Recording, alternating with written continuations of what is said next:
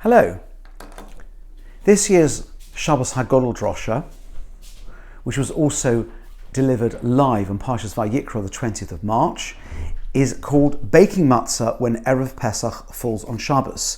Now, I've chosen this subject this year, obviously for the first time in 13 years. Erev Pesach this year falls on Shabbos. Now, it might seem like a very odd question. Of course, you can't bake matzah on Shabbos. You can't bake anything on Shabbos. But I hope all will become clear. Now, I'm going to structure this by first looking at a selection of sources from early classic literature, mostly from Psukim and from Gemaras. And then, once I've done that, we will draw on them later sources. The source sheet has been circulated to the shul list, together with some English translation of core sources, and they are also available from my website, which accompanies the link to this video. Let's begin. Source 1 and 2 are references to a relationship between Chometz, Matzah and Pesach. And when we say Pesach here, we don't mean Pesach the festival, we mean Pesach the offering, the Korban Pesach, that was brought in temple times on the afternoon of the 14th of Nisan, so it could be eaten on the evening of the 15th, what we call Seder night. So in Shemois, source 1, Lo tishchat al chometz dam zivchi, do not slaughter upon chometz the blood of my offering. What that means is, you're not allowed to slaughter and offer the Pesach offering while you still own chometz. Now, there's a specific prohibition of owning chometz, and of course they go two together. You're not allowed to consume or own chometz in the afternoon of Erev Pesach. That's learned from elsewhere. And this is and in the afternoon of Erev Pesach, that's when the Pesach offering was brought. Just to complete the Pesach, and you should not leave over till the morning the offering of the Pesach sacrifice. That's a separate law, not germane to this. But here you see there is a relationship between chometz, owning chometz, and the Pesach offering. And that is expanded in a Pesach in Dvorim, source 2, V'zovachto Pesach la'Hashem Elokecho, and you shall slaughter the Pesach, that's the offering, to the Lord your God. Tzoin uvokor. It can come from the flock or the herd. That means it can be a lamb or a kid. In the place that the Lord will choose to rest his name there. That's going to be the temple. That is how Devorim refers to the place which will eventually be the Beis HaMikdash. Now the verse we need, Lo sochal olov chometz. You shall not eat upon it chometz. Phrased slightly differently, but clearly reference you're not allowed to have chometz, eat chometz at the same time as the Pesach offering. Remember, that's the afternoon of the 14th of Nisan. Shivas yomim tochal olov matzos. Instead, for 7 days you should eat upon it, means subsequent to the Pesach offering, matzos, lechem oini, poor man's bread, because in haste you came out from the land of Egypt, in order that you shall recall the day of your coming out from the land of Egypt all the days of your life. Some of this will be familiar from the HaGadol Seder narrative. So here we see there's a connection to matzah, which was not made in the first verse. You're not allowed to eat or own chometz at the time of the Pesach offering, and there's a connection to matzah which isn't entirely clear in verse Gimel. They're the two verses that we're going to need. I think for now, the only two verses that we're going to need. And now from source 3 to 8 are a selection of brief excerpts from Gemaras and Toseftas which we're going to need and draw on in our conversation. Here is a Gemara very near the beginning of Pesachim, which talks about the subject we just covered. Rava Omer Mahocha, you learn the rule from here. Lo sishchat al chometz dam zivchi. You can see it's quoting verse 1. You shall not slaughter upon chometz the blood of my offering. Lo sishchat al pesach v'adayin chometz kaim. So in case we weren't certain what it means, you may not offer the pesach while chometz is still extant. As we said, that's how I read it. Source 4, a Gemara right at the end of the tractate of Pesachim, which is going to turn out to be very important. And it's a rather surprising connection between Matzah and Pesach offering, which presumably is drawn from the Pasuk 2. Omer Rava, it's Rava again. Ochel Matzah bizman hazeh achachatzos.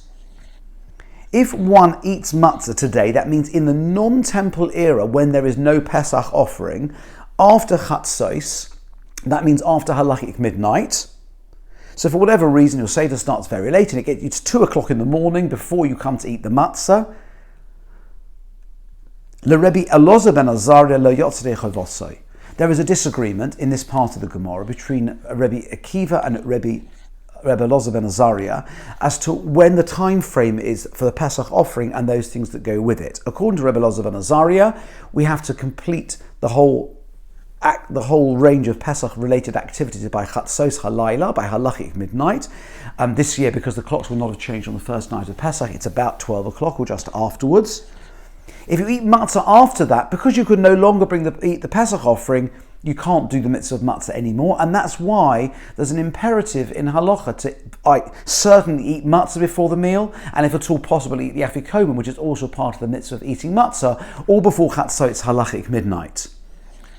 So according to Rabbi Elazar ben Azariah, if you eat matzah, even today when there's no Pesach offering, after halachic midnight, lo yotzidei chavasa, you can't discharge your obligation. Gemara says, Pshita, this is obvious, it's self-evident. Why is that obvious? Since it is juxtaposed to Pesach, to the Pesach offering, it has all the same rules as Pesach. You can no longer eat the Pesach offering after midnight, so you can't eat matzah. The Gemara says that's really straightforward and obvious. Now, a lot of this share will be focused on what we do with this source. To what extent is matzah halachically related to the Pesach offering, which, as you can see, the pedigree of this relationship comes through verses 2 and verse 1. Bear that in mind, and we'll read now the remaining sources from source 5. Desanya Arba Osa Shechal Yos b'Shabbos. When the 14th falls on Shabbos, like this year, for the first time since 2008, we've learnt in a brisa that when the 14th falls on Shabbos, Mavarin es hakol milifnei Shabbos, one should expunge all chometz before Shabbos. Now, what exactly that means? Does it mean you get rid of all your chometz and you eat non-chometz foods on Erev Pesach, which is Shabbos? Or does it mean when it says Mavarin es hakol, get rid of everything, it means everything that you will not use up before Pesach, i.e. excluding food you need for the rest of Friday and Shabbos? That's a conversation. But what is relevant is that Erev Pesach is a Shabbos, and because we can't do the normal way of burning the normal activities to get rid of chometz on Shabbos, things have to happen before Shabbos, and that's what we'll perhaps call the 13th of Nisan this year, sort of pseudo Erev Pesach. Source 6 of Tosefta. Now this seems to be on an unrelated subject, but we will see. Yotzin b'charora. This is talking about what kinds of matzah one may use to discharge the obligation of the Seder. So a charora is a kind of grilled product made from grain. But matzah yeshana. Matzah yeshana is an old matzah.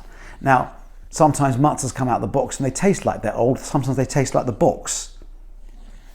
But matzah yeshana here means a matzah that was baked maybe some while before Pesach, maybe a month or two before Pesach. However, provided you made the matzah ab initio for the purposes of Pesach, meaning if you can bake matzahs that are Pesachdik, which don't contain chometz, but unless it was manufactured with the specific intention of it being used for Pesach, l'shem mitzvahs matzah, as it were, for the purpose of matzah, then you can't use it at the Seder. Of course, you can eat it the rest of Pesach because it's chometz free, but it's not a matzah with which one can perform the obligation at the Seder. So remember this one as well. It's permitted to use an old matzah. A matzah here means the one that was baked some while before Pesach, provided it was manufactured with the appropriate intention. Source 7, a Yerushalmi, which picks up on this theme about an old matzah, i.e. matzah baked some while before Pesach. Matzah shona, teflukta de beis Shammai u beis Hillel. Whether you may use an old matzah as an alternative to a new matzah, which means one baked, as we'll see, very close to or even on Pesach, is a disagreement between Beis Shammai and Beis Hillel. Omer Rabbi Yussa says, Divrei HaKoilhu. Actually, Rabbi Yussa says it's not a disagreement. Both Beis Hillel and Beis Shammai agree. Kiven shelo osa l'shem Pesach debar dova bori shelo dikdek bo. He says actually, since it will not have been made for the purposes of Pesach, it's obviously will not have been particular about it. Now, particular about it could mean particular to ensure it's chometz free, because it may just be made as a cracker during the rest of the year, and you can buy through the year blue box Rakuzan's matzahs that are specifically not Pesachdik. That's what it's talking about. Or it could mean that since you made it somewhere for Pesach, you won't have in mind to be making it, albeit chometz free, for the purpose of fulfilling the mitzvah at the Seder. But either way, it would appear from this that if you explicitly have in mind to make sure it's chometz free, and that it's being manufactured l'shem mitzvahs matzvah for the purposes of the mitzvah of matzvah, you might be okay with an old matzah. But there seems to be some disagreement about the state of an old matzah, and we will come back shortly to the definition of an old matzah, which is critical to the concepts presented in this shiur. Source 8, which is the last, if you like, background source in Chazal before we start to analyse. Here is a Yerushalmi in Erev Pesachim, and it's a little distasteful the way it's framed, but live with it. Rabbi Levi. Rabbi Levi says, Ha'oichel matzah be'erev ha'Pesach. Someone who eats matzah on Erev Pesach. Pause.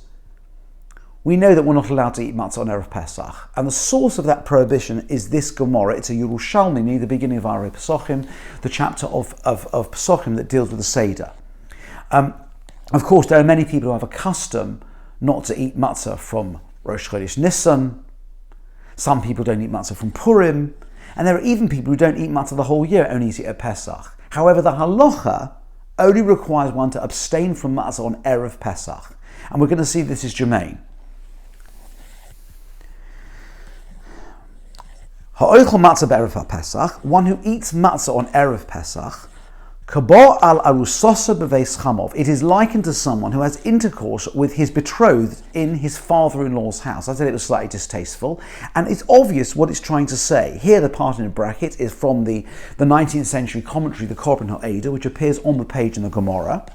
Why? What's the likeness? Shekorov Yom Moed HaNesuin. The time of the wedding is approaching. It's almost the wedding day. V'lo kovash yitzra lahamtim, but he can't control himself to wait. So it's considered very distasteful. They're almost married, but he just can't wait. That is the moshel, if you like. The parable. Here's the application. Kach zeh, so too, this person who eats matzah on Erev Pesach, lo kovash liyitzroi, lahamtin ba'achilas matzah erev. He cannot control his desire to wait to eat matzah till the evening. Hence the comparison. It's very strongly worded, but quite unforgettable. And certainly when we learned as children you shouldn't eat matzah on Erev Pesach, they didn't teach us this Gemara in this way. But nam v'habo ala rusoso, the fourth line, beveis chamov, and one who has intercourse with his betrothed in his father-in-law's house, this is before they're married of course, loke, gets lashes. It's a bad business. And then the Gemara continues, and I haven't included the whole excerpt, but here is the taster. Tani Rabbi Yudah ben Beseira, Omer Rabbi Yudah ben Beseira taught, Ben chometz ben matzah also on Erev Pesach, you can't eat chometz, and you can't eat matzah. And he goes on to elaborate why you can't eat chometz, because, well, certainly after the time it's prohibited, because that's prohibited to eat chometz after a certain point. That's a different shiur. And you can't eat matzah because we've just said ha'ochel matzah be'erev Pesach kaboil arusosa beveis chamov.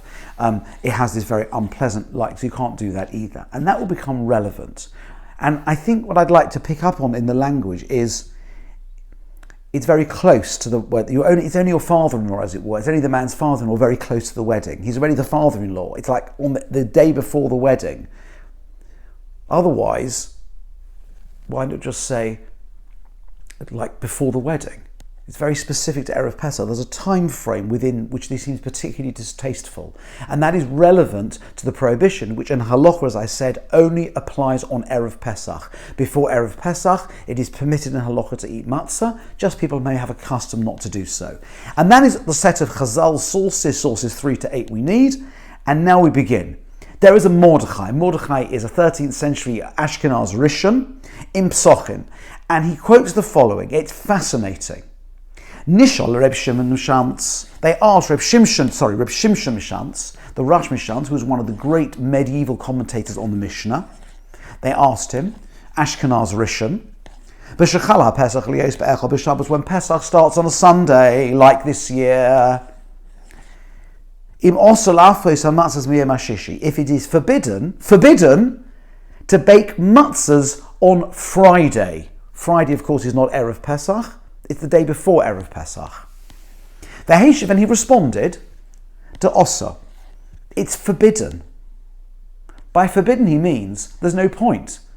If you bake the matzah on Friday, it's not matzah. How so? Mishum de'iskish lePesach, because it is compared to Pesach. Remember, this appeared in source 4. There's a comparison between Matzah and Pesach, which the Rosh Mishantz understands to mean that the thing isn't Matzah. It doesn't qualify as Matzah, except in the time when you could bring the Korban Pesach.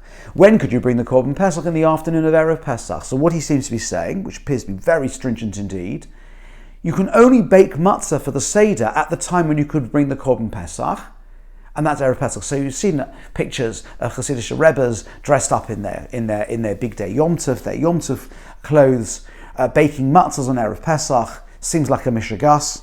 Well, it doesn't seem like a mishagas at all anymore. It appears to be something which many halachic appear was a requirement.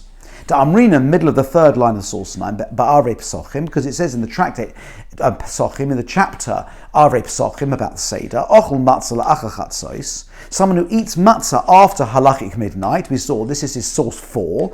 The Rebbe Elazar ben Elazar lo yotze.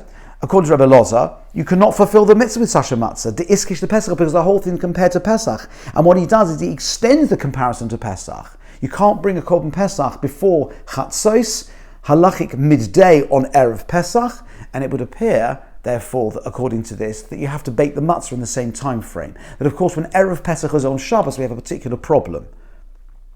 Yes, he has not yet resolved. Even if you would normally bake your matzah on Erev Pesach, you can't do it because it's a Shabbos, so sometimes when you do it on Friday, no, it's no good. And clearly not good, most certainly not any before that. Continues the Mordechai, V'gam b'tshuvas Rav Yehudoi Goin. He quotes a much earlier source, going back to the Gaonic period, hundreds of years before the Mordechai, Kosav Le'issa. He says it's forbidden. V'zel Shoinoi, and this is what he says: Shepesach shechalios be'echol b'Shabbos, when Pesach falls on Saturday night, Sunday, loisul, beginning of the second column, matzahs miyom hashishi. You should not bake matzahs on Friday. Mipnei maras ha'ayin. Different reason, because of maras ayin, giving the wrong impression. Right, what is it? He holds even though you could in theory bake the matzahs on Erev Shabbos on Friday the 13th. It looks like you're preparing from Shabbos to Yom Tov, which is not good. That's the Mara sign. It's a bad look. So here, you shouldn't do it for appearance reasons, whereas according to the Rosh Mishantz, you can't do it for much more fundamental halachic reasons because of the comparison between Matzah and the Korban Pesach, which only can happen on the afternoon of Erev Pesach, on the 14th. So what should you do according to the Gaonim? In the second line of the second column, you should do the hidur, i.e. adorn the mitzvah, do it in the optimal way. And when should you bake your matzahs? I can hear people shuddering at the thought. You should bake the matzahs bismano on Motzei Shabbos. And there are people who do this, would you believe? And Chasam Sofer explicitly says that he did this, that when Pesach falls on a Saturday night, they would bake matzahs, obviously not boxes and boxes of matzahs, but bake enough matzahs for the Seder before the Seder began, which would mean delaying the start of the Seder quite considerably, an enormous inconvenience, but nonetheless, either because of Maras I, and you're giving the incorrect impression that you're preparing from Shabbos to Yom Tov, that's Shabbos to Yom Tov, that seems to be, I think, rather kind of flimsy. But more importantly, the Rosh Mishantz is saying that you simply can't bake matzah unless it's the time of the Pesach offering. And the time of the Pesach offering is this year on Shabbos, so you can't bake the matzahs, and therefore the only option left is to bake it on Motzei Shabbos. And that is what the Rosh Mishantz would require. Gamro Isi, third line of the second column, in the middle of the line. Gamro Isi Tshuvas Rabbeinu Tam. I've also seen, says the Mordechai, a response from Rabbeinu Tam. Also, it's forbidden. Shema Yom Pesachum Shabbos Sha'ovar V'Nimsa B'Kalkin Yom Nachronim. He gives a different reason, which we'll only just touch on, which is we're worried that since everyone is used to matzahs being baked on Erev Pesach, if you bake the matzah on Friday, people will think that Pesach starts on a Friday night, and there'll be a whole confusion as to when Yom Tov begins and ends. so it's best to avoid it. But again, not for a core halachic reason. The yesh matim, but there are those who allow it. Why? Because didn't we learn in the Tosefta, which is source 6? Do you remember the old matzah? A matzah that was baked well before Pesach. Yotzim b'matzah yishon. Doesn't it say explicitly in the Tosefta that one can discharge one's obligation at the Seder with an old matzah? Ubilvad shenasa t'shem Pesach, provided that it was baked for the purpose of matzah. So you see that the Mordechai brings a very stringent view. He brings recommendations to avoid certain rabbinic prohibitions, maras ayin, unfavourable appearance, and the concern people might confuse when Yom Tov is if you bake the matzahs on Friday because they're used to matzah being baked on Erev Pesach. And then he brings that it's permitted because it's explicit in the Tosefta that you can use an old matzah, and the real only concern about the old matzah, as articulated in the Gemara in Source 7, is the concern if you bake it some while before Pesach, it might not be made correctly, but if you make it with all of the appropriate safeguards against chometz, and you make it l'shem mitzvahs matzvah, you make it for the purpose of the Seder, it will be okay. After the ellipses, in the 6th line of this column, still in Source 9, the Mordechai is long, I've cut bits out. Ubon ma'aseh lifnei mori harav Yechiel miparis, and this issue came before my teacher, Rabbi Yechiel miparis, one of the great Ashkenaz Rishonim, Rabbi Yechiel of Paris. Vehitir me'ehid Yerushalmi matzah shana, and he allowed an old matzah, meaning a matzah for you can use an old matzah at the Seder. Why? Based on Mehir Yerushalmi, Matzah Yishana v'Iskish the Matzah LePesach, Lo Havi Elel Inin Achila. Based on this Yerushalmi, quoting the Sealed 7, that as long as you make it with the right intention, it will be fine. So what then of the Hekesh, of the comparison mentioned by the Rush Mishantz, citing the Gemara in Source 4, that Iskish the Pesach, Matzah and Pesach are somehow compared? What is that comparison for? Lo havi ele inyan achila. This is not with respect to baking. V'lo le inyan afiyat, not with baking, it's for eating. You have to eat the matzah in the time frame of the Pesach offering, which means, well, the Pesach offering is eaten on the 15th, and you have to eat the matzah on the 15th. Omnom, however, notwithstanding the fact that it is in essence permitted, the Mordechai has quoted his own Rebbe as allowing it, that you do not need, you'll be relieved to hear, to go and bake matzahs on Motzei Shabbos going into Yom Tov. Nonetheless, as a hidur, as an ideal, optimal way to observe the mitzvah, Gimel matzahs yesh la'afos b'leil Pesach b'motzei Shabbos, 3 matzahs which you need to do the mitzvah, i.e. the minimal amount to do the mitzvah of the Seder. You should bake them on Seder night, which is Motzei Shabbos, mishum techaviv mitzvah shata, because of it's a mitzvah that's done at the right time of precious, but it's not an absolute halachic obligation. So this Mordechai is remarkable, but most remarkable because it brings a view, which is shared by many Rishonim, that it's only suitable, a matzah can only be suitable for use at the Seder if it was baked at the time when the Korban Pesach could be brought, and that means that when Erev Pesach falls on Shabbos like this year, your only resort is to bake the matzah after Shabbos. Now, let's put all that on hold and look at a disagreement between the Baal HaMoed, Rebbe Zerachia Halevi, and the Ramban in the Milchemes Hashem. And they are disagreeing about how we understand the prohibition of eating matzah chometz on Erev Pesach. And you'll see shortly, it's quite a straightforward disagreement, why this is relevant when we start to study Rav Soloveitchik's writings in Source 12. But let's go, Source 10 and 11 are quite straightforward. Yud Derashah Chalios b'Shabbos. The 14th, which falls on Shabbos, like this here, Mavarim es hakol milifnei Shabbos, Divrei Rebbe Meir. We get rid of all the chometz before Pesach, according to Rebbe Meir, Pirush Rebbe Meir L'Taima. Rebbe Meir follows his own view. What does Rebbe Meir hold? Rebbe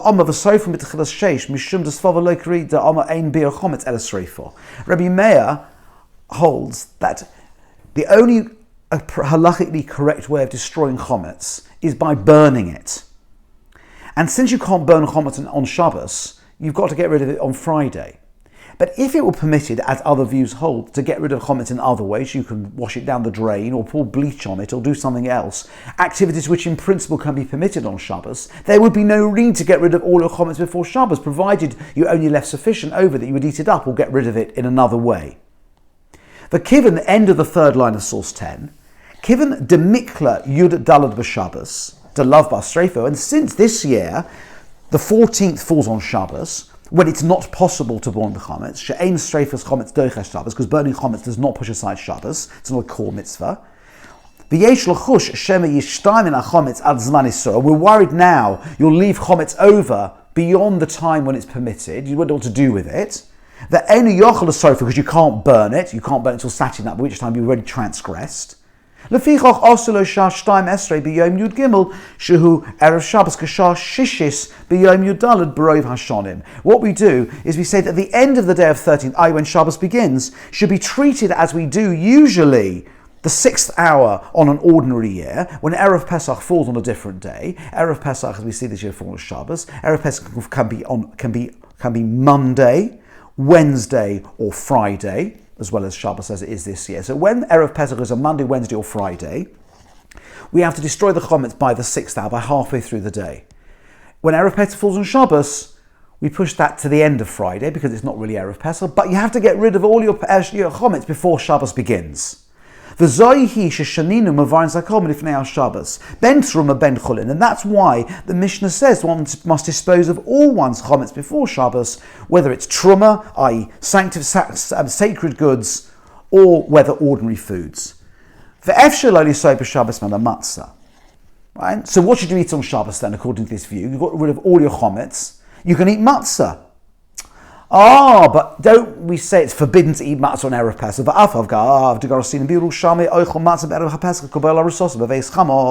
Even though it says in the Yerushalmi, our source 8, that someone who eats matzah on Erev Pesach is like someone who has intercourse with his betrothed in his father-in-law's house. That only applies from the 6th hour on onwards. Because until the 6th hour, I suppose, the relationship with matzah doesn't start, and we'll have to explore that, right? Aval ad sheishoes mutar v'daikanami midamila arusa. But until the 6th hour, it's permitted. So what is the Bal Hamora suggesting? Because it's compared to the arusa. It's not, as it were, the wedding's not imminent until Erev Pesach afternoon, the time of the Pesach offering. So, what the Bal Hamora, Rabbi Zerachi Levi, is saying, if the halacha follows Rabbi Meir, who holds out Rabbi Yehuda, who says you can only burn chometz, there's no other way of destroying it, you have to get rid of it all before Shabbos, and we can't allow you to leave any over it. What should you eat for your Shabbos meals? Matzah. You're not allowed to eat matzah on Erev Pesach. That prohibition only begins at Sheish Shos, halfway through the day, i.e. Halachic midday on Shabbos. So you can have your Friday night dinner with matzah, and you can have your Shabbos morning meal with matzah, as long as it's all gone by the time. That's the Bal Hamora.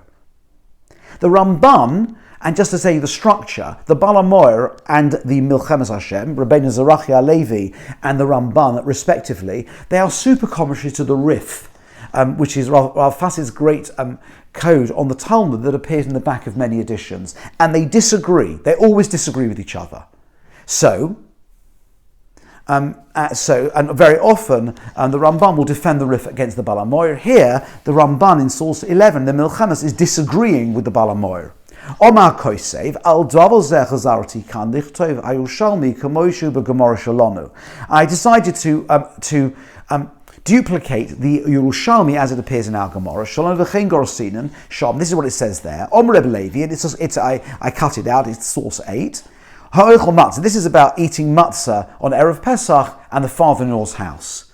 Tani Rebbe Yehuda ben Beseira omer ben chomet ben matzah osa. And we saw at the end of our citation from source 8 that Rabbi Yehuda ben Beseira says that on Erev Pesach you can't eat chometz or matzah. Pirush, what's the explanation, says the Ramban, end of the 3rd line of source 11. Mishum dichsiv lo sishchat al chometz dam zivchi. And he's quoting source 1. You should not slaughter upon the chometz the blood of my offering. Lo sishchat al pesach va'adayin chometz kayim. And that's the Gemara, which we saw already in source 3. You're not allowed to slaughter the pesach while chometz is still extant. You can see there's an existential relationship between when you're not allowed to have chometz, it's the time now of matzah, and the pesach offering. Zohi Gemara Yerushalmis. That's the Yerushalmi. Va'atalom meno. And you can learn from it. Shekol hayom oso le'echol matzah. You're not allowed to eat matzah all day. Kedatanya olo ben beseira ben bechometz ben bematzah oso. Didn't ben beseira say you're not allowed chometz or matzah? Shepirusha oso kol hayom is all day. Dechein hu vadai. That's definitely the correct reading. If the Gemara meant to tell you that the prohibition of eating matzah on Erev Pesach only starts Mishei Sha'os or Lamala, halfway through the day, it would say so. It would say, I'm a Rabbi Levi Ochel Matzah Erev Pesach Achashei Sha'os, after halfway through the day. It's like sleeping with your betrothed in your father-in-law's house. It doesn't say that. It just says you're not allowed to eat it. Rabbi Seir says you can't eat matzah or chometz. It means the whole day. And so he's disagreeing with the Baal Amor. I'll repeat the disagreement in a moment. The reason is Shekivan should be a chometz b'laylo, and biur chometz, the requirement to get rid of chometz, which kicks in the night before, usually on the night of the 14th, but this year on the night of the 13th. At that stage, we're in the getting rid of chometz phase. We're moving from the word of chometz to matzah, and that's the point at night time. That's the point when you're now getting rid of chometz and you're thinking about matzah. The mind is on matzah because that's the food you're going to be eating. That's the point at which the prohibition of eating matzah on Erev Pesach begins at nightfall. So the Ramban says we have a problem because you can't eat chometz or matzah, and you don't have the solution that the Baal Amora suggests, which to eat matzah at the nighttime meal and in the morning meal before halfway through the day. So what is this disagreement really about? Just to recap, the Baal Amora says that on Erev Pesach you may eat matzah for the evening meal and a morning meal as long as it is before halfway through the day. What about the prohibition of eating matzah on Erev Pesach? That only starts at the time when you could bring the Pesach offering, i.e. at lunchtime, Mishei Sha'os Lamalo, Halachic midday, about 12 o'clock. The Milchemes, the Ramban, disagrees and says, no. If the Gemara had meant to say that, it would have said. It just says, Erev Pesach, unqualified. The whole of Erev Pesach, which starts at nightfall. Why would it start at nightfall? Because that's the time when you begin to get rid of chometz. It's the time of matzah, and the notion that it's now koboid arusosa b'veis chamov, that it's like sleeping with one's betrothed in one's father-in-law's house, i.e. that it's now the time we're about to consummate the relationship and you jump the gun, that's when it starts. That's the disagreement. Look at Rav Soloveitchik in source 12. Rav Soloveitchik has a genius essay on this, and we're going to quote two excerpts, one here and one at the end of the second page. Says Rav Soloveitchik, what emerges from the two views we've just cited, and he quotes these, but I brought them in full. Dezer poshet, it is straightforward. Ben lebal amoir, whether the Baal Amor, that's source 10, ubein la Ramban, whether the Ramban, that's source 11, the chosman she'ein shame shall isa chometz, where there is no, as it were, name, there's no category of a prohibition of chometz, lo chal shame v'soiras matzah ala matzah. It means the matzah is not called matzah. So this is very much a brisker way of thinking, so let's explain. The disagreement is not about whether you can eat matzah except at the Seder. If it was always bad to eat matzah, it would just say you're only allowed to eat matzah at the Seder. Why Erev Pesach? Erev Pesach is the moment of consummation where it's so close to performing the mitzvah. How is that defined? Well, there's a certain point at which you start thinking about matzah, where it becomes the day of matzah, of preparation, of thinking of the matzah. At that point, where you're just about to consummate the relationship, it would now be inappropriate to do so until the moment comes. But before that, it's not matzah at all. This is the chiddush. Rav Soloveitchik is saying that the comparison to the father-in-law's house is intended to say there's a moment at which there's this anticipation. We're almost there. Before that, it's not significant. That's why it's permitted to eat matzah before Erev Pesach. But the consequence of that, says Rav Soloveitchik, is that it's not considered matzah at all. So what that means is that if you bake matzah before the time slot at which you could be held liable as though you had intercourse with your betrothed in your father-in-law's house, it's not matzah at all. As he said, it doesn't have chayim v'soras matzah, nor not the name of matzah, nor the laws of matzah, which means in a brisker categorization, it is not categorized as matzah. It might be chemically the same, it might taste the same, but unless it's been produced in a certain time frame, it doesn't have a din of matzah, and you can't use it at the Seder. Ella, third line. So what then do they disagree about? Sources 10 and 11, the Baal Amor and the Ramban. They disagree about whether the beginning of the prohibition of chometz, right, is it the time when you're not allowed to eat it? And that's the view of the Balamor. Only halfway through the day, when is the time at which you're biblically forbidden to eat, to own or eat chometz? It's midday on Erev Pesach. Only at that point can it become matzah, and therefore only at that point would you be held liable as for the father-in-law's house. Only then onwards. Only then does the prohibition of chometz begin, and before that there's no prohibition of eating matzah, nor can the substance manufactured be considered matzah. The Ramban,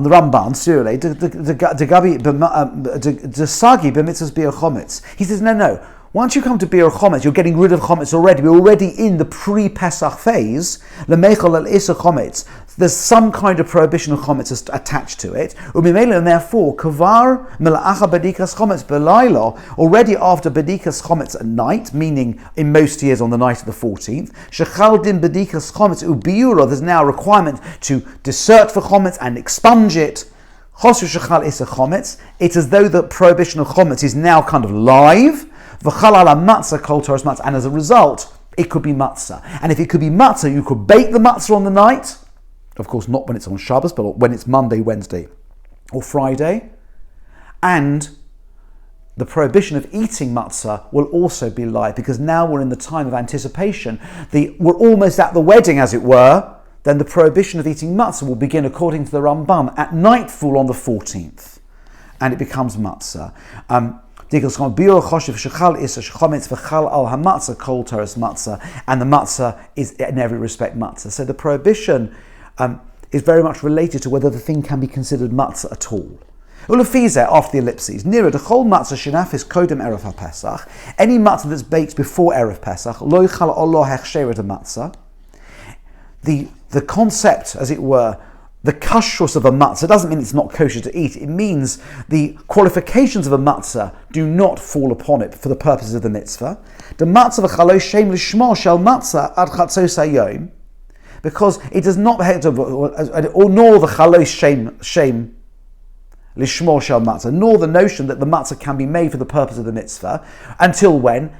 Before it cannot be a matzah at all, according to this reasoning. Ad chatzos hayom shel yom yudalad shisa balamor. According to the balamor, when does that start? As we know, it is Halachic midday on the 14th. Or it'll be the morning of the 14th, according to the Ramban.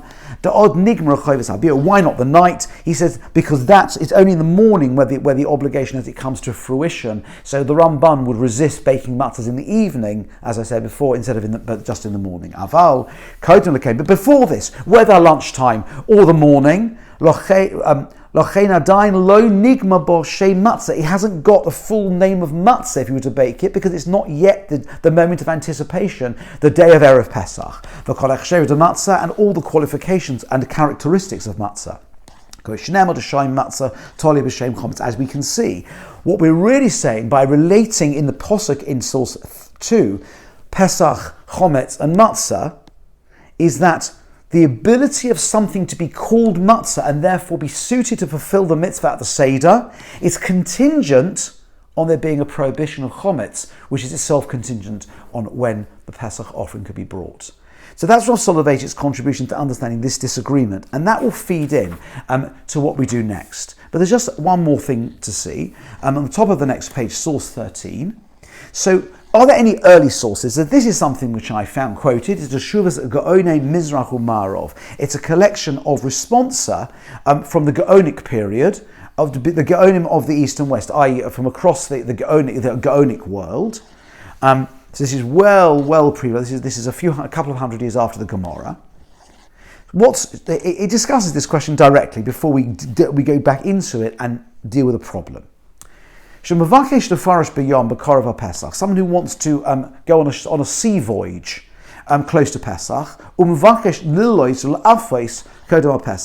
and because of the lack of facilities on the ship, the person wishes to knead and bake matzah before Pesach, and take the matzahs with him,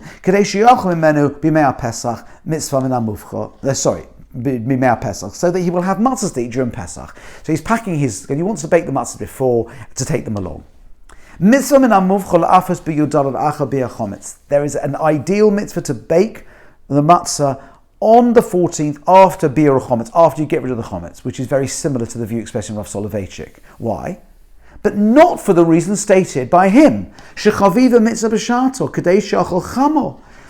That it's good to do the mitzvah at the right time, and you can eat it hot. Meaning, this is a special mitzvah. Have fresh matzahs rather than stale matzahs, but that's only a preference. It's not a halachic requirement. But v'kach mitzvah, and that's the ideal. But if he knows he's going on a journey, a voyage, and he will not arrive at a pace that is populated with Jews by Pesach, and there won't be an ability to make matzah on the ship accordingly. There's no matzah bakery on your ship. Could go Maim Shalonu, it hasn't got the regular requirements. Examples are you need specially drawn water. The Shalosh Noshim, the custom was that you need a minimum of 3 people. It was customary in those times. It's not a requirement, but women did it. The 3 women who are required to make the matzah. The Shamash Sorich and all the other needs. Shes Hiru Chachomim b'mitzvahs matzah, that the rabbis require when making matzah for the mitzvah. What should he do? Yilosh v'yif v'yisayim. He should bake it before, knead the dough, bake it before, take it with him, so he will not end up failing to perform the mitzvah of eating matzah. So the Gaonim recognize as an issue. They still have a preference to having freshly baked matzah, again for a different reason, but they do not mention the hekesh to Pesach, i.e. what appears to be a halachic ikuv, or if you like, impediment that is mentioned in the Rosh Mishantz, in the Mordechai. Now, we've already seen that there is a relationship between the Erev Pesach, the imperative, the moment when the mitzvah is about to be consummated is the only time, according to those sources, where you can bake matzah. How is this codified? The Tur, the great pre-Shulchan Aruch code, which the Shulchan Aruch later adopted the paragraphing, says as follows in source 14. Ein maschidim lis'asek b'pas b'yudalad ad acha vov shoyes. One should not begin to busy oneself with baking matzah on the 14th until after the 6th hour. Seems to be stringent. You should not do it. Ve'isa b'tshuva, and there is a responsum. Ma'isa be'echel she'ofer matzahs kodem yudalad shoyes. Kuvar b'yachimsoi. Someone baked his matzahs before the 4th hour. The 4th hour is the time when we're no longer allowed to eat chometz in Erev Pesach. This is obviously talking about a regular year when Erev Pesach is Monday, Wednesday or Friday. Kruvar bir chimtzai, he'd already got rid of all his chometz, means there's no concern, he's owning chometz, as it were, if you want to extrapolate from the Pesach offering to chometz, to matzah. V'as Rabbi Seinu matzah, and our rabbis forbade this matzah. This matzah is not suited, it is not qualified to use at the Seder. Look how stringent they are. This is brought in the Torah. Why? Diaskish lePesach. Because it's compared in that Gemara, which we saw in source 4 and quoted by Tosfos, the Rosh Mishantz, that it's compared to Pesach. For given to Pesach, Ein and Nishrat Elam Bivov Shoyes Labala. And since the Pesach offering can only be brought from the 6th hour onwards in Erev Pesach, Av Matzah came, so too with Matzah. Avar Rabbeinu Eliezer HaGadol of Rabbi Shmuel HaKohen. So he brings up, that's first view. But he brings other Rishonim, Rabbi Eliezer HaGadol, Rabbi Shmuel HaKohen, Hitiru ach lechatchila, they allow it even lechatchila, even as an ideal. No, sorry, Hitiru. They allow it. Ach lechatchila leishizoi mishum chaviv v'mitzvah shato. But they still prefer it, that you should bake the matzah on Friday afternoon, because a freshly done mitzvah, it's precious, but it's not an absolute halachic requirement, as this teshuvah, this responsum says, and as we already saw in the Mordechai quoting the Rosh Mishantz. Va'avi ho'ezri, and the Avi Ezri also Rishonim, hevi b'tosefta, brings the tosefta, we've seen this already, yotzim b'matzah yishen, you can fulfill your obligation with an old matzah. right? Which has obviously been baked long before Erev Pesach, or bilvad she'asena l'shem Pesach, as long as it's been manufactured with the intention of being for Pesach, as we've seen before. Because the stum case, when you make the matzah early, is just baking them for crackers. So have some herring on a kiddush, but not for the mitzvah. But as long as you invest the right intention, in old matzah will do. The cost of the Yerushalmi, he writes that the Yerushalmi polig a Tosefta. There was really a disagreement between the Yerushalmi and the Tosefta. If you're looking back to the first sheet, that's between sources 6 and 7. There's a disagreement about this point, about the status of an old matzah. But given to Yerushalmi Osa, but since the Yerushalmi takes a stringent view, Royal Hachim, one should be stringent, shelo lasos kotem chatzos, that you should not make the matzah before chatzos. But in an emergency, this is nothing to do with Erev Pesach falling on Shabbos, it's a curiosity. In emergency circumstances, when one will not be able to bake the matzah on Saturday night, why? Because of the HaGadol, because you probably need non-Jewish staff and they don't work on Sundays because it is their rest day, so you can't get the staff for the bakery, for example, that's an example. It's okay in those emergency circumstances, but not normally to rely on the Tosefta that allows an old matzah, rather than being stringent for the Yerushalmi that does not. Mikol Mokum, nonetheless, even in those circumstances where you can't get the staff,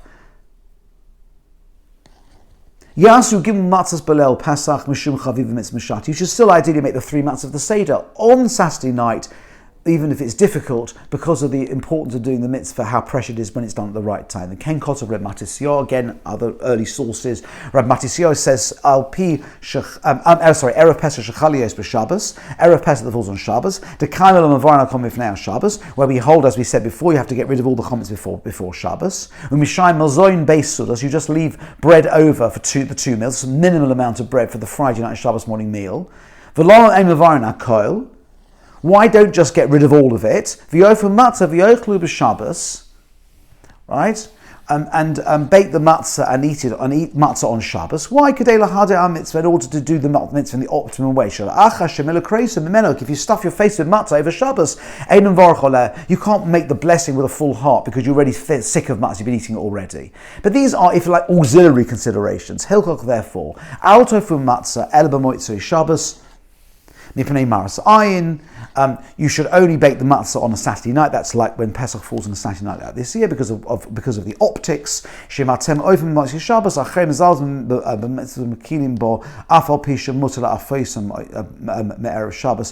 We're worried that people won't take it seriously. They'll get the confusion of the date and all the considerations that were mentioned earlier in the Mordechai. What you should do, even though it's technically permitted to bake it on Friday, you should still be mahader, do your very best to bake the matzah on Saturday night. Why? Chizku v'hidru mitzvah. You should do your very best to adorn the mitzvah. V'ofer moitz Shabbos bizman. You should bake the matzah bizman. So what seems to come out of this is the Torah cites the stringent view that the matzah is unqualified. You cannot do the mitzvah with it. He says there's a disagreement between the Tosefta and the Yerushalmi as whether you can discharge the obligation with an old matzah, which would refute the comparison between the Pesach and matzah. In emergencies, you can rely on it.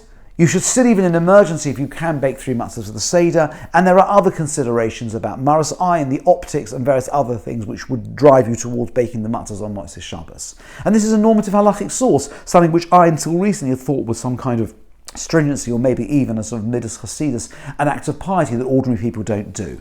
Says the Bach, the primary, the super commentary of Yoel Serkis from Brest-Litovsk, writing on the Torah in source 14, Ein zeh mefurish b'Talmud. This comparison, which links matzah to Pesach such that you claim now that you can only bake matzah on a time when you could bring the Pesach offering, it's not explicit in the Talmud. It's a curious reading of that source. It's a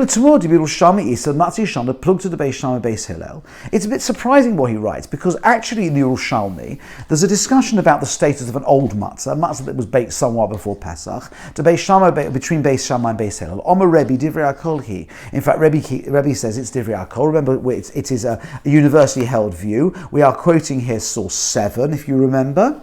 But Kim should also l'shem Pesach Dover Bori Hu Shlo Ditdei Bo. What's the reason? Everyone agrees you can't use an old matzah because since it was made a long time before Pesach, it's obvious that it was not made with the appropriate intention and stringencies. Alma, which you can see, to im also l'shem Pesach, if you do make it l'shem Pesach, Debori who deduct bo, you're certain it's been made with all the appropriate stringencies. Af Rebbe moide, even Rebbe will hold the yotze bo aliba de Beis Hillel, that Rebbe will say you can discharge the mitzvah according to Beis Hillel. Af al pisha sadin zman harbe, even though it's made many months before Pesach. So the Bach says the Gemara is not explicit, and the Yerushalmi has been misquoted. After the ellipses in the 6th line, the Rav Yor, again at Ashkenaz Rishon, Mefarish the Hosam Kama. So he said, maybe what the sources mean are the following. You see, Rosh Mishantz and the tshuva that's quoted in the Torah in source 14 are saying that if you bake your matzah at any time other than Erev Pesach, it's not a matzah at all for the purpose of discharging the mitzvah. But where's that? What's that based on? Are you really saying that it's not a matzah, such that you were to eat it at the Seder, you've not done the mitzvah? The Gemara doesn't say this. It doesn't explicit in the Torah. There's no explicit link. It's a juxtaposition which is interpreted in a particular way. So the Rav Yor makes the following suggestion. Of course, biblically, you discharge your obligation with an old matzah. Because it was made appropriately. As long as you preserved it from contact with chometz and you had the right intention when making it, of course it's a matzah for this purpose. And every matzah we've ever eaten at Sedorim fits into this category. I was going to say fits into that box, but maybe didn't fit into the box. That's why they're always broken. Aval midarabonon, but rabbinically, eina yotzibor kamoy b'suki shona. That it's maybe rabbinically, you can't discharge the obligation like an old sukkah. What's the story with an old sukkah? We're worried if your sukkah was being made a long time before Sukkos, that the schach was not put on the shame sail for the purpose of casting shade within the mitzvah of sukkah. And one just made it as a hut for the garden, and the same concern pertains. So, to Sfira lahu, to Beis Hillel, to kosher mid'oraisa, even though Beis Hillel holds with the sukkah, biblically it's a kosher sukkah, you should renew it in some way. I mean, you lift the schach up and put it down, something like that, and that's what people who have permanent sukkahs do. It's compared. Biblically it's okay, but rabbinically there's a preference to do something new. After the ellipses, mashma da afilu asor l'shem chag, even if you make the sukkah for the purpose of Yom Tov a long time before, but in chidush tresh shloshim mid'orabonon, within 30 days of Sukkot, you should do something new, as it were, when you're already thinking. That's the time frame thinking about Sukkot. Since it was already made 30 days before the Yom Tov, and you need some kind of renewal, i.e. to reassociate your thoughts and ideas and reconnect this already existent sukkah with the forthcoming Yom Tov. But matzah, the problem is, while with schach you can lift it up and put it down, once the matzah's baked, there's nothing you can do with it. There's no chiddush, there's no way of changing it. Matzah lo efshel lechadesh bo, there's nothing you can do with a matzah that's baked. You cannot discharge it, but rabbinically, according to this view in the Yerushalmi, so the Bach said this is probably correct. That rabbinically, you cannot use a matzah that was baked more than 30 days before Pesach, even if it was made with all the right intentions. And when the Tosefta said you can discharge your obligation with an old matzah, it meant biblically but not rabbinically. This is a kvetch, as it's technically called. There is a problem, says the Bach, with reading things this way. It's not credible to say it's biblically forbidden, because there's no real evidence of a proper connection between the two. So what they must be saying is there's a rabbinic preference to make the matzahs close to Pesach, in the same way there's a rabbinic preference to renew your sukkah even though it was made a long time ago. But since you can renew a sukkah but you can't a matzah, rabbinic law doesn't allow you to use the matzah, whereas it does allow you to use the sukkah. It's a kvetch, and it's of interest, but I do not find that this is really a satisfactory explanation of this issue. If we now shift forward, we have one more lomdus idea to consider. That's the Tur. We've seen a lot of sources that allow it. We have an explicit Tosefta that allows an old matzah as long as it's made correctly. And it's a kvetch to say it means it's permitted biblically, but it fails rabbinically. So how does this work out la halacha?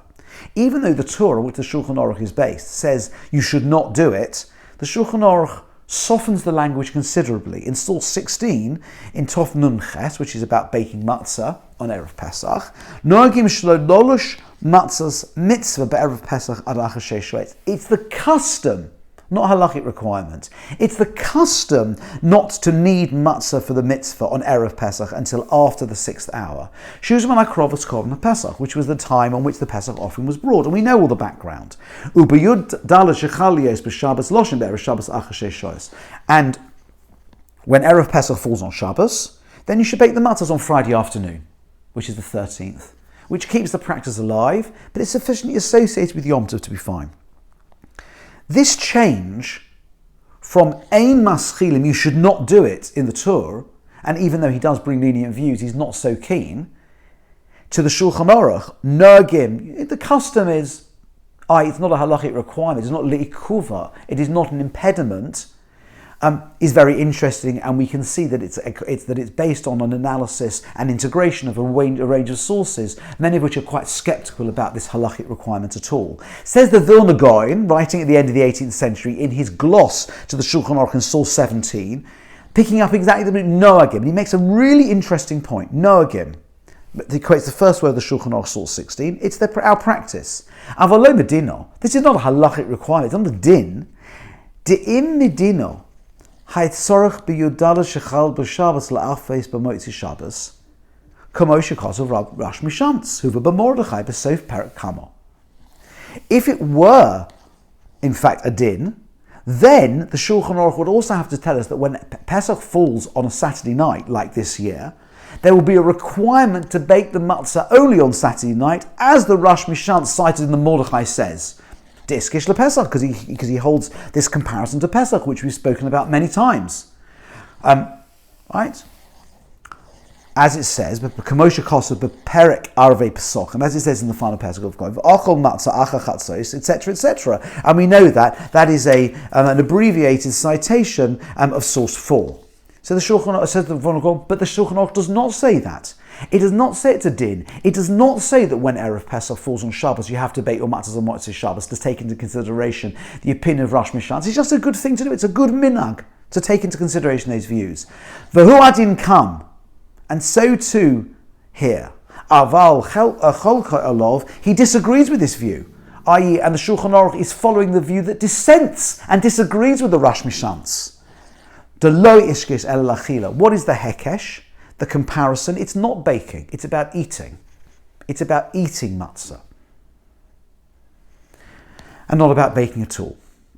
Now we only have 3 sources remaining. If you look at the Aruch HaShulchan, late 19th century, in this short piece, the Aruch HaShulchan asks 2 extraordinary questions on this assertion.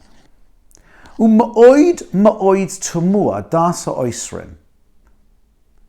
It is extraordinarily perplexing, the opinion of those who forbid, i.e. those who say that matzah that is not baked on Erev Pesach, baked before, is invalid. He said it's extraordinarily surprising. He said it's just incomprehensible, this whole idea, which comes, as we saw, from the Rosh Mishantz, some other sources, a Teshuvah quoted in the Torah, cited in the Mordechai. He said it's very, very perplexing. Why? The comparison with Pesach, if you look, it's about eating matzah. It's explicit. Go back and have a look at it. Source 4 says, Ochal matzah bizman hazeh achal. If you eat matzah after chatzos, after midnight, you don't fulfill the mitzvah. Why? Because it's compared to Pesach, which you can't eat after midnight, according to Rabbi Elazar ben Azariah. It's not talking about when you bake it. It's talking about when you eat it. He said, where did anyone ever come up with the idea from that this taught anything about baking? No one cares when it's baked, other than that it should be free of chometz and manufactured l'shem mitzvahs matzah with the intention of fulfilling the mitzvah. De'ilokain, and he's asked, here's the first question.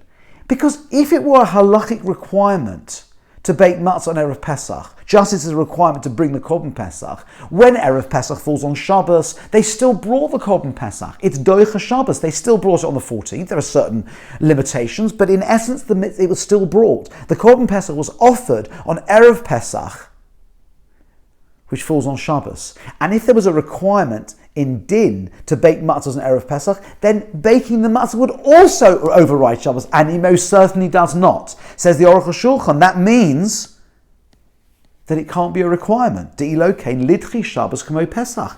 It would put, baking the matzah would push aside Shabbos just as it does the Pesach, and it does not. And furthermore, a slightly obscure case, but I think also a brilliant question. The Mishnah Mefureshesi, it's an explicit Mishnah in Pesachim. I think it's in the second chapter of Pesachim. Sheyotzin b'chalos toda osala afos be'erev Pesach b'nei chometz. You can discharge your obligation on Seder night using chalos toda. Now, chalos toda are the loaves of a Thanksgiving offering. We don't have this anymore. Someone who had a particular reason to thank, let's avoid the details, thanksgiving, would come in temple times and bring an animal and 40 loaves. And some of those loaves were chometz and some were matzah. They were chometz free. Says that the Mishnah is asking the question, can I use my chalos toda, these loaves that were baked for this purpose, obviously the matzah ones, the non-chometz ones, at the Seder? The answer is I can. Says the Aruch HaShulchan, but because of the chometz part of the offering, you cannot bring a Thanksgiving offering on Erev Pesach. Which means, if the Mishnah says that you could discharge your obligation at the Seder with the chalos toda, with the loaves of the toda offering, the matzah, non-chometz ones, then it's obvious you can discharge your obligation at the Seder with matzah that was baked before Erev Pesach, because chalos toda can only be baked before Erev Pesach. This is what they used to call in yeshiva a bomba kasha. This is a question to which I believe there is no answer. We will see there's an answer to the first one. So here's the remaining question, and we will come back to the point that is made by the Aruch HaShulchan. Here's a remaining question. The reason that Rosh Mishant says that you can only bake matzahs on Erev Pesach afternoon is because it's compared. The chometz is the only time when you can't have chometz, when you can bring the Pesach offering. As Rav Soloveitchik says, it cannot be called matzah until the time when the Korban Pesach will be brought, and therefore you can only bake on Erev Pesach. What do you do in Erev Pesach? On Shabbos, then you bake it after Shabbos. But Motzei Shabbos is not the time for bringing the Pesach offering. You have to bring the Pesach offering in the afternoon of Erev Pesach. If you've messed up, you can't bring it on the night of the 15th. That's when you eat it. That's when you do the mitzvah of eating the Korban Pesach. But you can't offer it on the 15th. You've lost it. In fact, offerings are not brought at night at all. So what does the Rosh Mishantz achieved?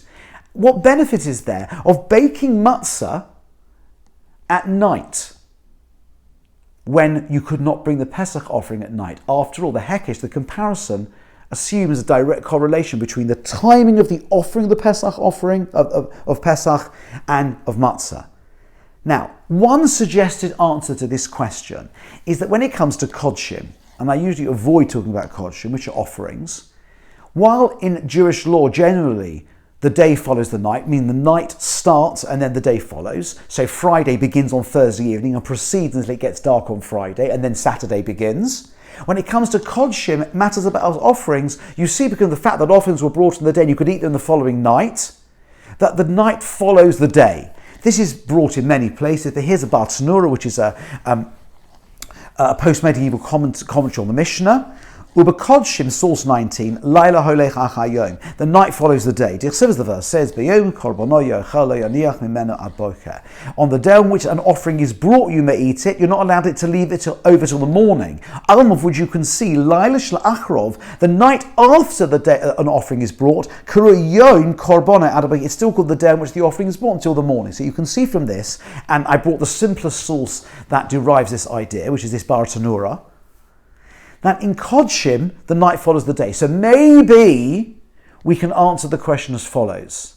When it comes to matters of offerings, the night follows the day, it's still part of the same day. So if the Korban Pesach can be brought in the afternoon of the 14th, the night following is still part of the day on which it could be brought, technically, and therefore it's still the Zman, the time frame for the Korban Pesach, and therefore you can bake the matzahs on Saturday night too. Maybe that's the solution. Ask Rav Soloveitchik in our final source. He doesn't like this.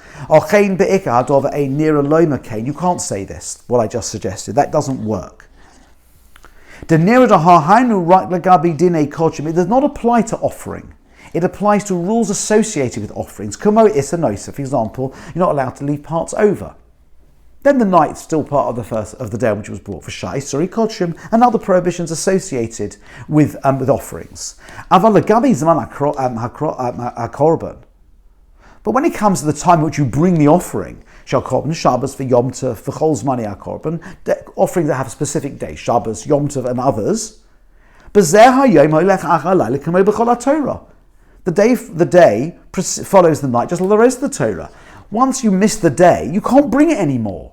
The day ends when it gets dark, i.e. the day is part of the previous night, just like the rest of the Torah, just like every other part of the Torah. So we've now got a problem, because we can't say that the night follows the day with respect to the offering of the Pesach offering, the offering of the Pesach, but that was precisely what Rosh Hashanah is trying to say. Ubi Yosem, furthermore, Dar Ikazman, fifth line, Hakrovas Pesach, Ena B'Yom Yud Daled Greda. You can only offer the Pesach offering on the 14th, Ele Beinu Arboim, and not only that, the Torah explicitly says Beinu Arboim, which means in the afternoon. So it doesn't just say the 14th. It's the 14th in the afternoon. The 14th in the afternoon does not spill over into the night. That is not credible. And if it doesn't spill over into the night, we still don't understand why you can bake matzahs on Motzei Shabbos, because it's no longer the time frame for bringing the Pesach offering. Shabbat shall Yom Yudalad of the 14th, the afternoon of the 14th. And obviously, you can't fulfill the requirement of bringing an offering in the afternoon of the 14th once the 15th has started. So we don't have an answer. When we compare matzah to Pesach, it's not actually for the offering of the Pesach at all. As the other sources, the Vilna Gaon says, and also the Aruch HaShulchan, that the comparison is not about offering, it's about eating. Not about offering. In fact, it will be illegitimate to juxtapose the baking of the matzahs to the offering of the Pesach. Da'afias hamatzah, he reshus, because baking matzah is a voluntary act. How so? I don't have to bake matzahs, I can buy them. I can be gifted them. There is no mitzvah to bake matzah. There's a mitzvah to bring a Pesach offering. It's an explicit Torah mitzvah to offer a Pesach offering or have one done on your behalf. There is no mitzvah to bake matzah. There is a mitzvah to eat matzah. How you acquire it, how it comes about. The afias matzah is a hechatimtza. Baking matzah is a means to ensure I will have matzah to eat. But there are other means, and it's not a mitzvah. And therefore, you can't compare something which is voluntary. I don't have to bake matzahs. Most people don't bake matzahs. They buy them in a shop, as they've always done. You don't have to bake matzah to have matzah, but you do have to offer the Pesach offering. You cannot make a comparison in the Torah text between an obligation and an option. Right? He cannot be included in offering the Pesach offering, which is itself part of the mitzvah of the Pesach. You have to do it. There's no obligation of baking matzah. I'm Mordechai Sham. See the Mordechai, the original source, which we saw, which was source 9. Shebe'emes Havia Rav Yechiel Paris. In fact, he's brought from his own teacher, Rabbi Yechiel of Paris. Hisigal Rosh Mishantz. In fact, he asked that question originally against the Rosh Mishantz. The Hekesh Matzah LePesach Hu Ba'achilo Fear, that the comparison is not about baking; it's only about eating. In which case, what is the Rosh Mishantz saying? How is he justifying baking the matzah on Seder night? There's no point, ostensibly. Ella Nira. Says Rav Soloveitchik, the line begins with the word who, it ends with the word matzah, there's a full stop after the full stop. Ela nira, it seems. Deka hekesh shal matzah lePesach, the main purpose of this juxtaposition of matzah to Pesach, who kalape techilas zman chalos shem mitzvahs matzah, is really about, and he's going back to what he said earlier, about what's the beginning moment when something can be called matzah. Dahabasiyas ha-matzah, Boy shimmer lishmo. When you make matzah, you have to do shimmer lishmo. It means you have to be very vigilant to ensure it does not become chometz, and you also have to make sure it is lishmo, meaning you're making it in mind for the mitzvah. And in fact, when you bake matzah, you say l'shem matzah's mitzvah. I'm going to do this for the mitzvah of the matzah, which is Miki eats the mitzvah. V'lo chal ba shimur lishmo. You can only do shimur lishmo, guarding it, as it were, to avoid chometz at a time. And chalalea kol teres matzah mitzvah, at a time when it can be a matzah, and we just explored that already. That is what kaboil arusosa beveis v'chomov. The reason it's at the moment of possible consummation, and we saw that's a disagreement between the Balamoir that starts only at midday on Erev Pesach, and according to the Ramban, it starts at the beginning of the day. We've discussed that already, right? That's what the discussion is about. Va'alzeh, after the ellipses. Hudi alfina mehekesh de Pesach. What do we learn from the comparison with Pesach? It's not about baking. The michatzos yom yudalad, from midday on the 14th, which is the first moment you can bring the Pesach offering, and only then, chal ala matzah teres matzah. Then a matzah can be a matzah, right? Brisker terminology. It might look like a matzah, smell like a matzah, taste like a matzah, successfully undergo chemical analysis that will indicate that it's a matzah, but it's not a matzah until it has been produced at a time when the Korban Pesach could be brought. Just as the time of the obligation of bringing the Pesach offering starts at Chatzos midday on the 14th, kachazman shal mitzvahs matzah de iskish the Pesach chal miyom yud dalad b'chatzos hayom. So too the obligation of matzah, which is compared to the Pesach, starts only at the midday on the 14th. And therefore, when you manufacture it from then onwards, yesh bo kolach shevet matzah, it has all the characteristics of matzah. Even though baking it is not a mitzvah in itself, you can't bake it before the time when it could be a matzah. V'im kein poshet. Therefore, it's obvious shebeleil tesvov, that the night of the 15th, shuzman mitzvahs matzah, it's the time of mitzvahs matzah itself. Once you start the moment of me eating matzah, the only comparison with Pesach, Rav Soloveitchik's Chiddush, is when it starts. Once it starts, we know that from Pesach, Korban Pesach can be brought from midday onwards on the 14th, and therefore a matzah can be considered a matzah from then onwards. But it continues to be a matzah into Pesach, because that's when you eat matzah. Now we understand why there is no problem with baking matzah on the Seder night itself, even though you can no longer offer the Korban Pesach, bring the Pesach offering. Become ve'elech yesh bo kolach sheira de matzah. From then onwards, it has all the characteristics of matzah. Ve'im kein poshet belel tesvov shuzman matzah's mitzvah. V'gam zman achilas al Pesach. I went back a couple of lines. Apologies. That it's obvious that 15th, which is not just the time of the mitzvah matzah, but actually the time of eating the Pesach offering. Right? Eating Pesach offering as well in the night. But vada yeshelek kol toras matzah. Obviously, it has all the characteristics of matzah, and therefore there's no issue of baking it. V'shayach la'asosa b'shimur lishmo. It's appropriate. You can make a matzah with all the shimur that's required, doing it for the right purpose. B'cholech sheres of matzah and all the characteristics of matzah. V'hekesh lePesach eina posel ela asiyah shel matzah kodem zman chiv de Pesach. So what in the end, he reduces it in true brisker style. The comparison to the Pesach only does one thing. It says if you bake it before Chatzos midday on Erev Pesach, it's not matzah. That's all it's saying. Once you're after that time, b'vakasha, and it would mean you could bake matzah on Chol HaMoed and it would still have a din of matzah. And even on Yom Tov, el asir shal matzah kodem zman chiv de Pesach delo chayil shei matzah al zman haPesach. It's saying that it can't be a matzah till the Pesach time starts. After that, it's matzah. So Rav Soloveitchik has answered one of the questions, which is that you can bake the matzah on Matzah Shabbos because of the way the comparison starts the Zman but does not end it. But what he cannot answer, and I believe cannot be answered, is the second question of the Aruch HaShulchan, which is, it's permitted to use chalas todah, the Thanksgiving loaves, which cannot be baked on Erev Pesach because of the chomets that accompanied them. The latest time you could ever bake chalas todah is on the 13th, and it's explicit in the Mishnah you can use them at the Seder. And so it does seem that whichever way you go with this, we are on very good grounds l'chatchila as an ideal to use matzahs that will bake at any time of the year, providing they will bake with the right intention, which we gather is the purpose of the hechsher, it's made correctly. And it's been an interesting exploration. Most of the shir rests in what we do with this difficult Mordechai. But what's so fascinating is that, notwithstanding the fact that the Shulchan Aruch has omitted it as a halacha, and the Gra points out correctly that it's read in a certain way, there are many sources that say if you don't bake your matzah on Erev Pesach, it isn't matzah, and you cannot discharge the obligation. Maybe rabbinically, but probably biblically. And therefore, when Erev Pesach falls on Shabbos like it does this year, you have no option but to bake the matzah on Saturday night before the Seder. Wish you a Chag Kosher v'Sameach.